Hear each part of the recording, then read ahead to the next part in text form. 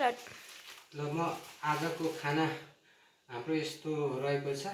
यो चाहिँ मकैको पिठो हो है। मैले मकैको पिठो लगभग 2 गिलास खाएँ। त्यसपछि यो चाहिँ कोदाको पिठो है, कोदाको पिठो हो। यो चाहिँ फापरको पिठो। यसरी मिक्स गरेर म ढेँडो उडाल्न गइरहेको छु।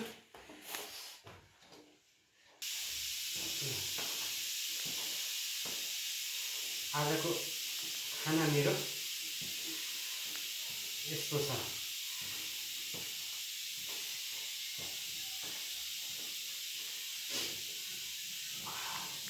यस्तो खाना भक्तलाई मजाले उडाल्नु सक्दैन।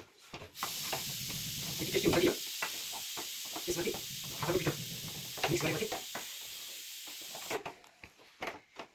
लगभग 10 मिनट यसरी पकाउनुपर्छ। यसरी पकाएको यो ढेँडो त कुनै भन्दै मिठो हुन्छ।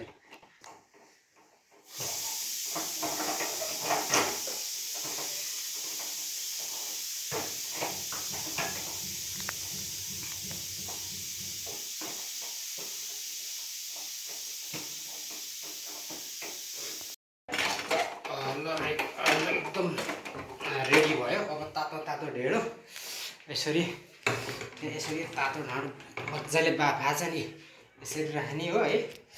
अनि यहाँ तरकारी यहाँ छ होइन।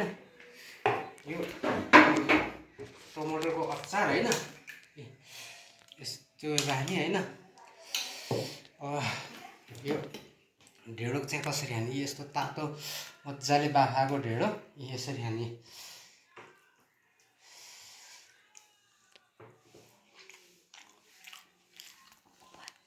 कस्तो टेस्टी छ, घाँटी नै बजाएर। यहाँ कुनै